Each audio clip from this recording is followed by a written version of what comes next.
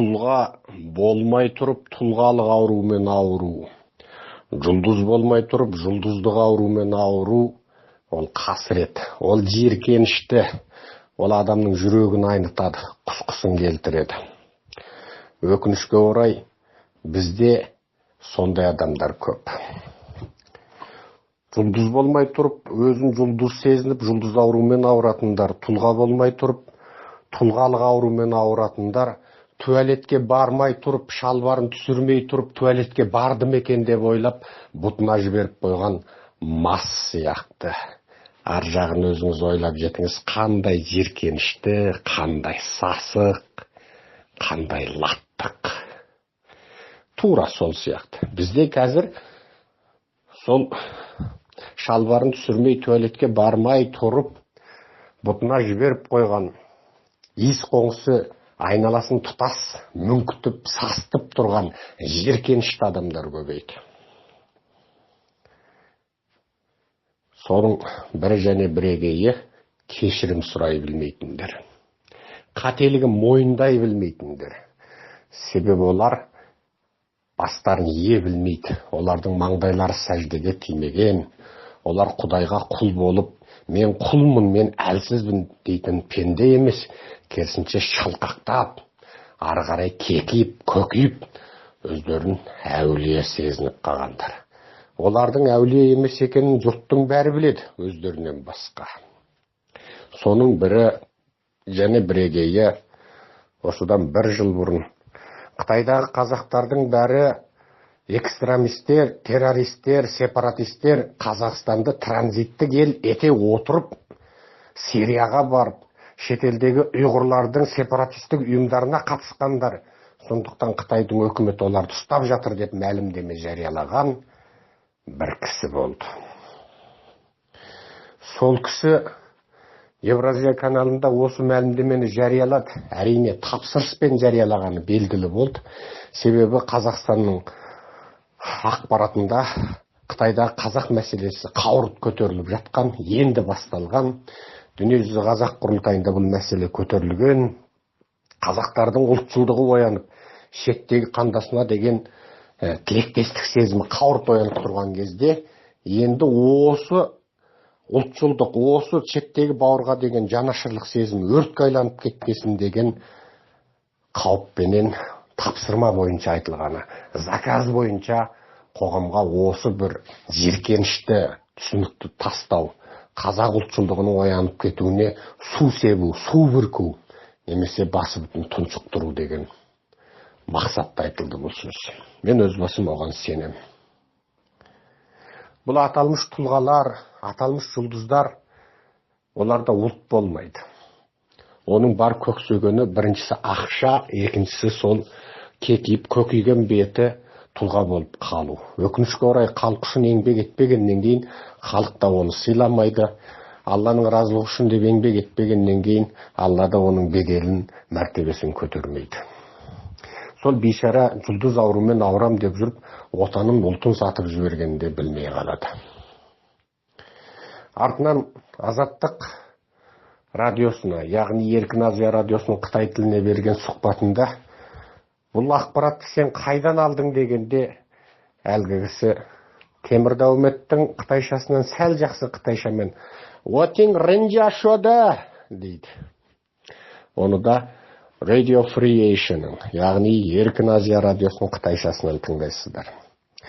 Темірдәулет демекші, баяғыда 91 жылы Совет одағы ыдырайды. Қытайдың есі ақылы шығады. Әлемдегі ең алғашқы құдайсыз ел, коммунистік ел, өлген Маркстің арманын тірілткен, Ленин құрып кеткен ел бір оқ атылмай тасталқан болғанда, коммунистік жүйедегі Қытай абдырап қалады. Қытайдың қол астындағы 5 үлкен автономиялы өлкелер бар. Бір өлкеге парапар Іле Қазақ автономиялы облысы дейтін облыс бар. Ол Іле Қазақ автономиялы облыстың территория аумағы 1 миллион квадрат километрге жақын. Көрдіңіз бе? Ал осындай үлкен территорияны 5 үлкен автономиялы өлкені ұстап отырған Қытай дереу халықаралық жиналыс өткізе қояды. Дүнген автономиялы өлкө, Тибет автономиялы өлкө, Уйғур автономиялы өлкө, Моңғол автономиялы өлкө және Жуаңзу дейтін ұлт бар, сол Жуаңзу автономиялы өлкө. Сонда жаңа батыстың тілшілері сұрақты жаудырады. Сонда бір тілші есімде, біз ол кезде 8 оқимыз ба, 9 оқимыз. Мынау Совет одағы ыдырады, 16 республика 16 жаққа кетті, Орта Азиядағы 5 республика, Әзербайжанмен қосқанда 6, бәрі түріктекті халық, олардың тарихы, діні, ділі, көзқарасы бәрі сабақтас. Шыңжаңдағы ұлттардың олармен байланысы бар. Қырғызбен Шыңжаңдағы қырғыздың қатысы бар. Қазақпен Іле Қазақ автономиялы облысында қазақтың қатысы бар. Мынау Орта Азиядағы ұйғырлармен ұйғырдың қатысы бар, татарың бар, өзбегің бар.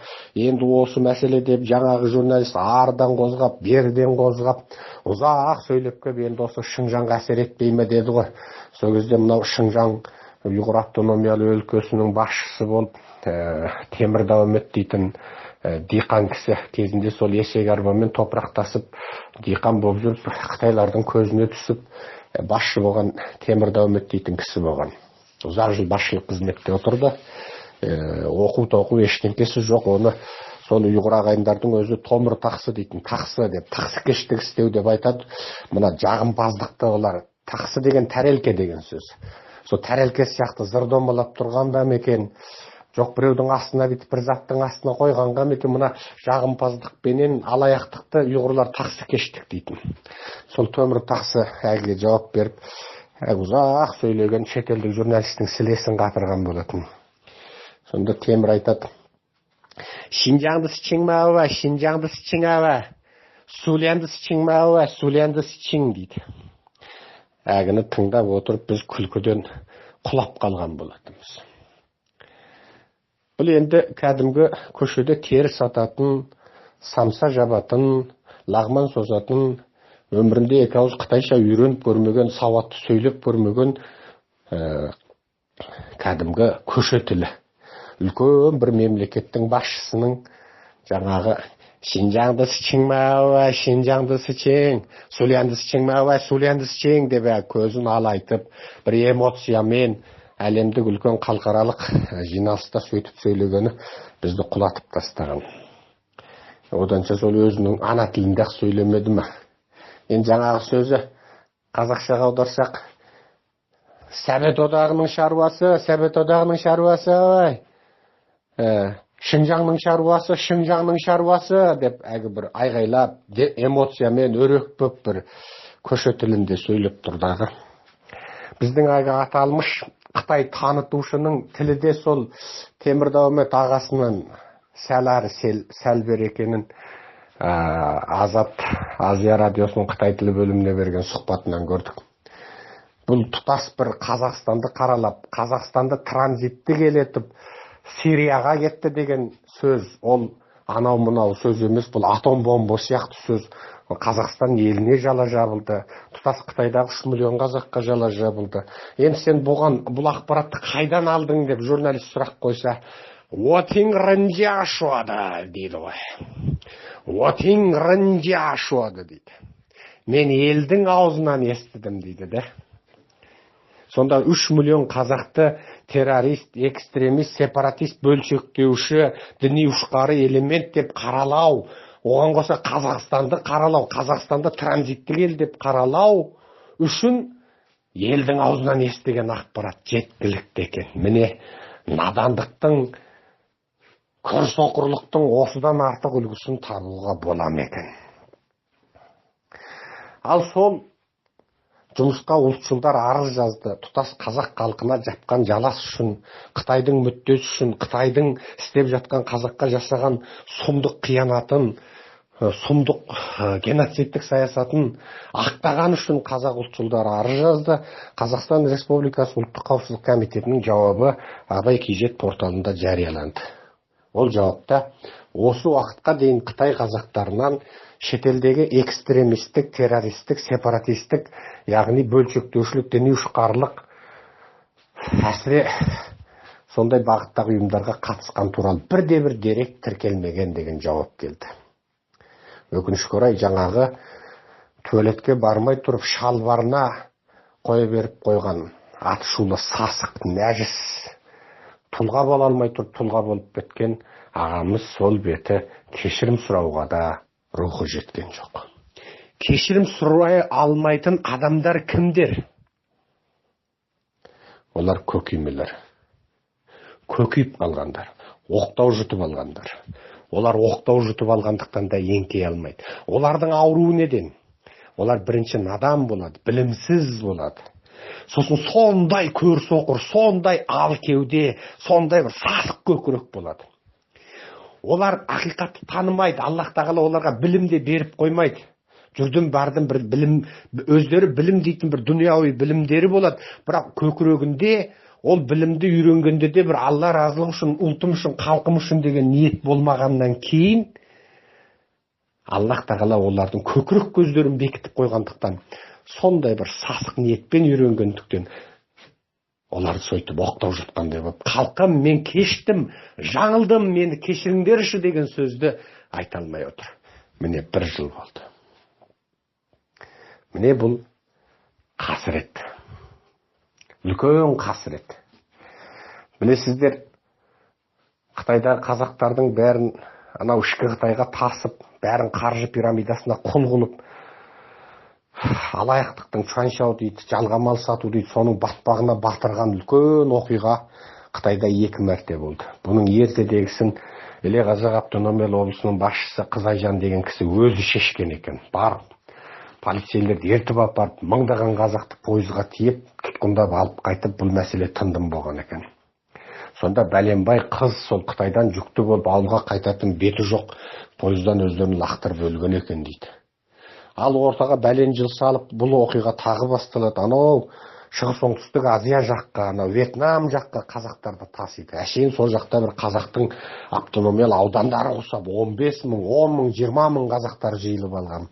Бәрі әшейін 2 жылда 12 миллион юан, яғни 2 миллион доллар табатын үлкен қаржылық алаяқтыққа сеніп кеткен, құйбатпаққа батқан, үйін, мәшинесін сатып алды, кредит алып кіріп кеткен. Зүнyi, Чунчин, Гуйлин дейтін жерлер. Сонда осы қаржы пирамидасы алаяқтығының басында кімдер тұрды? Күйтінде үлкен ғылыми қызметкер болып, педагогикалық институттағы қызметкер отырды. Аты жөнін білесіздер, мен оны өлтіріп тұрып сол кезде жариялап, жазып, аты жөнімен қосып жаздым. Оның ағасы Шыңжаңның өлкөлік прокуратурасының бастығы болған. Ең соңында маған жалынды. Бір жолдас жігітім арқылы шығып, айтпасыншы, мынау жарқын жетік айтыңдаршы, ана менің інім жұмысынан қуылатын болды, сотталатын болды деп арағайындық сұрауға жалынды. Қорықтық па? Қорықпай тұр, бұрып, әлгі уағызшының тасталқанын шығардық. Сайтта, әлеуметтік желіде бүкіл қылмысын аштық, мақаладарын. Ал сонда сол телеарнаның басшылары сол іске қатысты болды. Шыңжаңдағы қазақ телеарнада 3 жыл Чунчинге кел, ол арман қала деген сол жарнама сарнап тұрды. Чунчин саяхат қаласы емес, ол жерде көретін 2 түрмеден басқа түк те жоқ. Тарихи түрмелерден басқа. Сонда сол Чунчин сол жердегі қаржы пирамидасының апаны болған. Арызданып жүр бұл. Оны тоқтаттық. Ашық хат жазып жүріп, телеарнаның басшыларының жүрек ауруын қозғадық. Арызданып жүріп, газеттерге мақала жаздырып, арызданып жүріп, телеарналарға сұхбаттар шығарып, халықты қаржы пирамидасынан қашырдық. Сол кезде бүкіл Шыңжаңға атышулы ақын соның үгітшісі болды. Шыңжаңға атышулы кино әртісі анау егінде айналдырған сақалы бар. Соның уағызшысы болды. Атын атап түсін түстеп тұрып сындадық па? Сындадық. Жаздық па? Жаздық. Солар халқынан кешірім сұрай алған жоқ. Қылмыс екенін білді. Арты сот болды. Бірін-бірі сотқа берді. Солар халқынан мен жаздым, мен ақының едім, адасыппын, енді мені кешір деп сұрай алмай, сол ит болған беті бастарын бұтының арасына тығып алып жоқ болып кетті. Неге? Кешірім сұрауға рухтары жетпеді. Қазақ дарқан халық қой. Жаздым халқым, жаңылдым, кешегі сенің ерке ақының едім, ерке әртісің едім. Мен жаңылып, адасып, осылай болдым, кешір мені. Менің қателігімді енді арттағы бауырым қайталамасын деп айтса, қазақ соны кешірер еді ғой. Жоқ. Кешіре алған жоқ, сұрайды алған жоқ. Сол қара беттері, сол ақ қағазға қара сиямен жазғандай болып, сол сасық аттары осы қаржы пирамидасы оқиғасын білетін барлық адамның назарында қалды.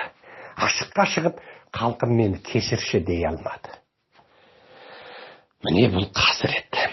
Енді кеше тағы бір атшулы, өзін өзі педагог санайтын біреудің мақаласы шығыпты.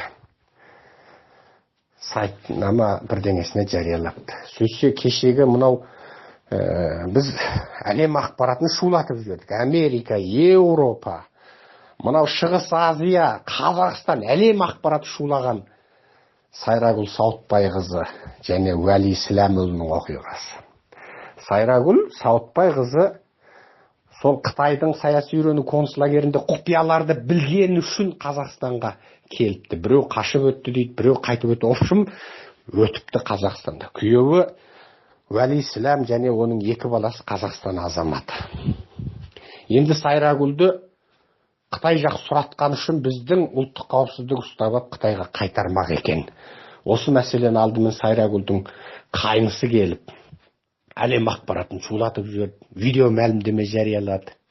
Оның артынан екінші күні сол жаңағы Сайрагүлдің күйеуі Уәли Сіләммен біз біргеміз. Осы оқиғаның басы қасында тұтас біз бірге жүрміз. Ең алғаш жаңағы Сайрагүлдің қайнысы бізге келіп арызданды. Сол видеоны біз түсірдік, біз жарияладық, тікелей эфирде біз бердік. Артынан Абзал Құспан араласам деді. Атақты заңгер Абзалды білесіздер. Анау Ер Астананы орысша сөйлеген үшін сотта жеңген адам. Анау шекарадан 60 мың долларын ба, 50 мың долларын тартқызып алған әйелдің сотында жеңіп, ақшаны әйелге қайтарып берген адам, оралман әйелге. Анау орыстың спортшы қызы қазақтың қызын қазақша сөйлеген үшін соққыға жыққан үшін сол орыс қызды 2 жылға соттатқан адам Абзал. Маған сенім хат берсе, мен бұл істі 6 айға созалам дегеннен кейін дереу кеше алдың күні Абзалға осы сенім хатты жасатып үлгірдік. Артынан баспасөзде өз қолыммен ертіп апарып Уәли Сіләмұлын және 2 баласын ертіп апарып баспасөзде жарияладық. Тұтас қоғам көтерілді. Тұтас қоғамдағы белсенді азаматтар шықты. Тұтас журналистер осы мәселені оншалықты деңгейде көтермей жүргендерге дейін көтерілді. Себебі бұтаға қорғалаған торғайды аман қалады. Қазақ елінен баспана сұрап келген әйелді 2 баласын шырылдатып тұрып, Қазақстан азаматы болған 2 баласын күйеуін жылатып тұрып, Қытайға ұстап беру, оны өлімге басын тіккенмен бірдей. Енді осы мәселені аталмыш бір педагог кезінде Қыдырәлі Оразұлы Қытайда қазақ мәселесін көтеріп жүрген, ол пиар атақ үшін көтеріп жүр деп сұхбат берген. Қытайдағы тұтқындалған қазақтардың бәрі жарқын жетінің кесірінен тұтқындалды деп айды аспаннан бірақ шығарып жаптым, жала, жақтым, күйе деген. Осы біз Қытайда қазақ мәселесін көтеріп жүргеннен бастап бүркеншік атпен өз атымен неше түрлі сұмдық жалалы мақаласын жазып, Қытайды ақтап, о жақта бәрі дұрыс, бәрі жақсы деп есі шығып жүрген. Соны көтерген азаматтарға жала жауып, пиаршы деп, олар атақ үшін істеп жүр деген аталмыш педагог тағы да жаңағы айтам, туалетке бармай тұрып, дамбалын шешпей тұрып, нәжісін сыртқа шашып айналасын аңқытып мүңкітіп жіберген, тұлға болмай тұрып тұлға болып кеткен біреу Сайрагүл Сауытбай менің мұғалімім еді, жерлесім еді, рулас әпекем еді, 4 күн ұйықтай алмадым, бұны елбасы шешеді деп жазыпты. Қане Қытайда ештеңе жоқ, Қытайда бәрі жақсы, бәрі дұрыс дегендер қане қалды. Қытай компартиясы әділ деп біреу шығады. Қытайда қазақтың бәрі террорист деп біреу шығады. Біреу ойбай, мынау пиаршы атағы үшін жүгіріп жүр, о жақта тып-тыныш деп айтқандар сөздері қайда қалды? Енді сол сөздері міне апайы болып, руласы туысы болып алдынан шыққанда, енді бұл мәселені әлбәсі деп қапты. 4 күн ұйықтай алмай қапты. 4 күн емес, 1-ші күн ақ атып шығатын адамсың ғой. 4 күн не ойландың сен? Бұл да біздегі ынжықтық, ездік, өзінің қателігін мойындап, мен қателеспін, ол кезде менің анализім қате бопты. Кешіріңдер дей салса, біз де халықта кешіреді ғой. Жоқ, олар тұлға, оқтау жұтып алған аурумен ауырады. Аллаға құл болған мұсылманның басы иілшек келеді. Қателеспейді емес. Ол қателеспейтін Аллах қана. Мінсіз пәк Алла, нәпсісіз ол періште, біз чикі сүт емген топырақтан жаралған нәпсі бар және ақылы бар пендеміз. Біз қателесеміз. Ал жаңағы 4 күн деген оқығанда ішексілем қатты.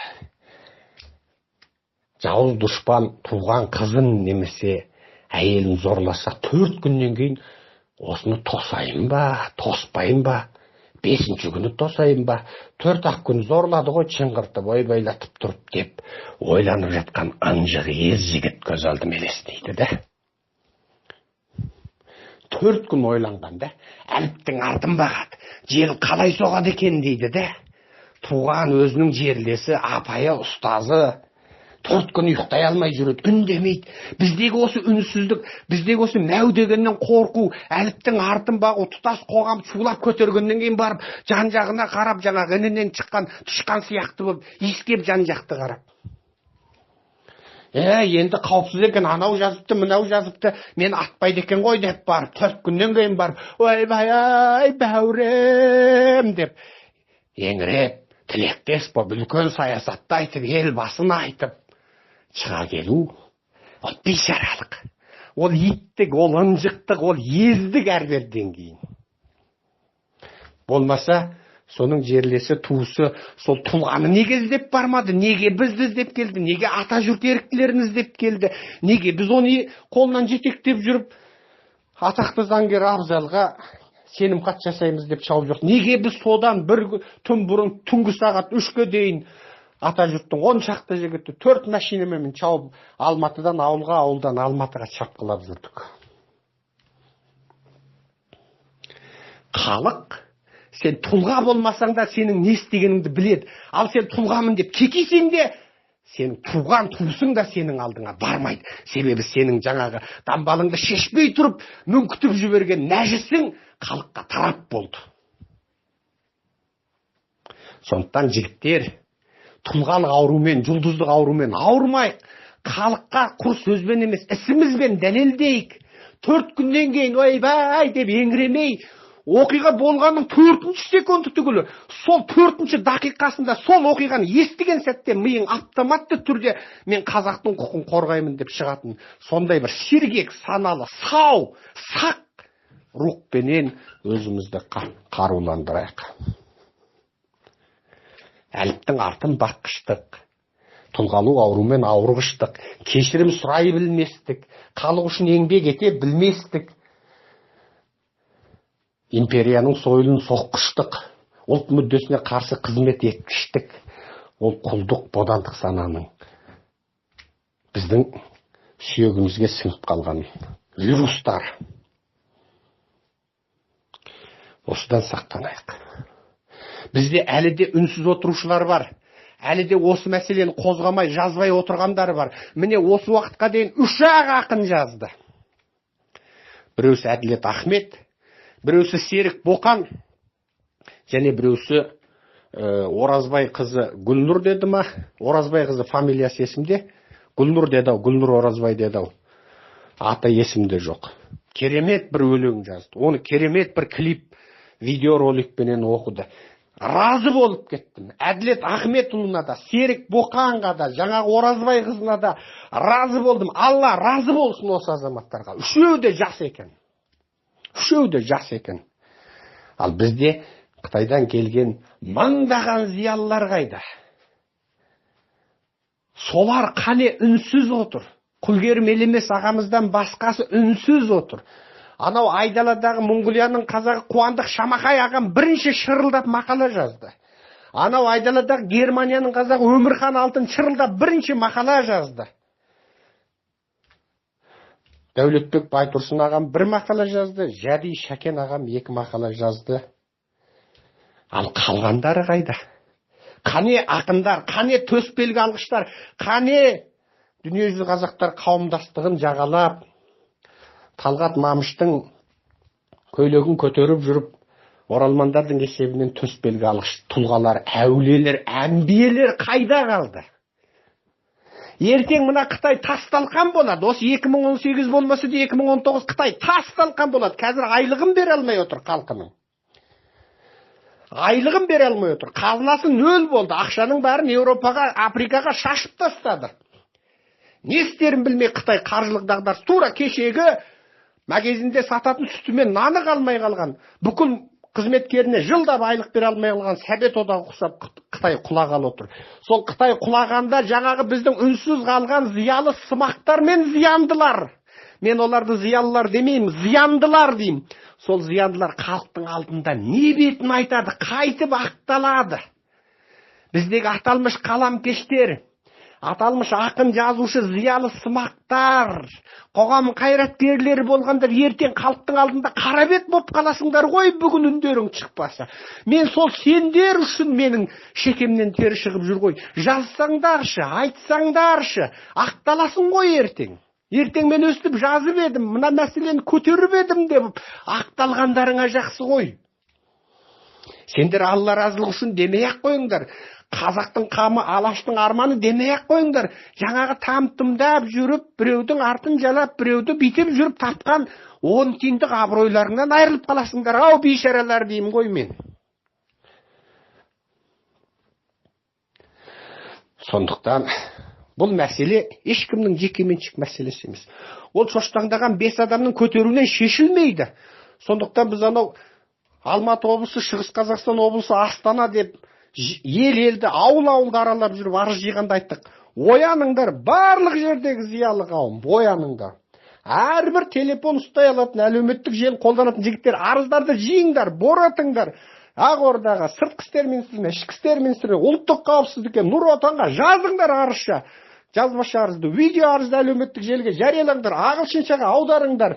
Бәрің аттанысқа кел деп тұрмын.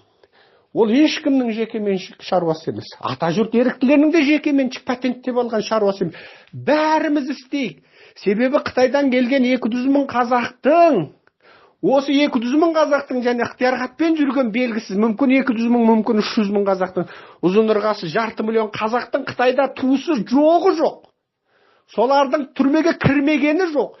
500 мың қазақ түрмеде отыр деп әлем ақпарат шулап жатыр. Мешіттерін қирап, қабірлерінің басындағы айға дейін қиратып, арабша жазудың бәрін өшіріп, бүкіл жазушының кітабын өртеп, тіпті қазақша оқулықтарға дейін жиып алып өртеп отыр. Бүкіл зиялыңды қамаққа алып жатыр. Бүкіл молдаң өлтіріліп болды, түрмеге түсіп болды. Қанша молдаң өлді міне. Енді не қылған үнсіздік? Енді не қылған тыныштық? Оянайық азаматтар, тұлғалық ауруды, жеке бақастықты, басараздықты қояйық. Бұл мәселемен бүкіл қазақ айналсын. Біз осы 1 жыл бұрын соны айттық. Бүкіл қазақ, әр жердегі әр қазақ осы мәселемен айналсын. Атын жазалатын, білімі бар қазақ атын жазалмайтын малшы мен диқанның арызын жазсын. Әлемге шындықты жеткізейік. Біздің 1 жыл бұрын айтқан сөзіміз осы, 1 жылдан кейін де айтатын сөзіміз осы. Бәріміз көтерейік осы мәселені. Біз Қытайды Құдай деп білмеуіміз керекпіз. Құдай ол күллі кайнаттың жалғыз иесі. Ал Қытай ол Алланың мейірімі түспеген кәпір қауым. Олар қазір Аллаға қарсы соғыс ашты. Аллаға қарсы соғыс ашу, оның нәтижесі тек жеңілу. Ол формула, ол шексіз ақиқат. Кім Құдаймен соғысам десе, ол міндетті түрде, еш күмәнсіз, еш кәдіксіз, ол тасталқан болады. Кешегі Алланың қарғысына қалған Лут қауымы қалай жер бетінен жойылып кетті? Тура сол сияқты. Құрлықтар жоқ болып кеткені адамзаттың аңыздарында бар. Құранда айтқан сол қауымдар жермен жексен болып кетті. Тура сол сияқты. Ол да ертең тас талқан болады. Адамзат тіпті бұндай оқиға болған ұмытып та кетеді. Бірақ ақ қағазға қара сиямен жазылып, тасқа басылып тұрып, осы мәселеде кім үнсіз қалды, кім еңбек етті, ертеңгі ұрпақ зерттейді, саралайды. Біз әр қазақ менің жалғызым дейтін қазақпыз. Біз қазақтың денесіне, табанына кірген шөгір маңдайыма кірсін дейтін қазақпыз. Біз сондықтан аудан ауылды аралап, Қытайда күйеулері сотталып, мында тірі жетім, тірі жесір болып қалған әйелдер мен баладардың мұңын мұқтап жүрген қазақпыз. Мұңын мұңдап жүрміз. Біз соларды қыстай іздеп жүріп тауып, көмірін, оның күрішін, сумайын әперіп, етін әперіп асырап жүрген қазақпыз. Біз әрбір зиялы оянсын деп жүрміз. Әрбір кәсіпкер мойнына бір немесе екі семьяны көтерсін деп отырмыз. Сондықтан ұлт мәселесінде саусақпен санарлық бесеудің шырылы дымда шешпейді. Тұтас ұлт болып ұйысайық. Айналайын, бір дүкен ашқан кәсіпкер жігіт, сен кел бізге. Біз сенің мойныңа бір тірі жесір әйелді, тірі жетімдерді dileyik. Сен соның оның сумайын алып беріп отыр. Ол сенің бір әбеттігіңе кеткен ақшаны бір ай жейді. Біз Шығыс Қазақстанды араладық, зарлаған, жылаған, жеуген, үйінде нан жоқ, үйі жылан жалағандай болып, күйеуі Қытайда 14 айдан бері түрмеде отырған әйелді көрдік. Тарбағатай ауданы Жетарал ауылында. Сол әйел аш отыр. Бірнеше баласы бар, аш отыр. Күйеуі 14 айдан бері қамауда, жұмыс жоқ. Соны айналайын, әрбір азамат көтерсін. Қаламы бар, қаламмен көтерсін. Жағдайы бар, жаңағындай мұқтаждарды іздесін. Имамдар, молдалар мынау қасиетті Рамазан айында осындай мұқтаж адамдарға үгітші, насихатшы болып, халықтың назарын аудартып, бір еңбек етіп қалыңдар. Кімнің шамасы келеді? Сол шамасы келгенше жұмыс істесін. Тек үнсіз қалмайықшы. Дәл осы ұлт басына күн туғанда үнсіз қалу ол сатқындық, үнсіз қалу ол иттік, ол хайуандық. Үнсіз қалмайықшы қазақтар, бәріміз. Жылайтын жерде жылап, еңірейтін жерде еңіреп, айғайлайтын жерде айғайлап, жазатын жерде жазып, ұйысатын жерде ұйымдасып, қайырымдылығымызды, мейірімділігімізді, ұлтжандылығымызды көрсетіп қалайық. Бүгін істемесек, ертең кеш болады. Сау болыңыздар, менің аты жөнім Серікжан Біләшұлы. Телефоным, WhatsApp-ым 8747 063 9031. Халқараша айтқанда +7 747 063 9031. Тұлға болмай тұрып, тұлғалық аурумен ауру. Жұлдыз болмай тұрып, жұлдыздық аурумен ауру.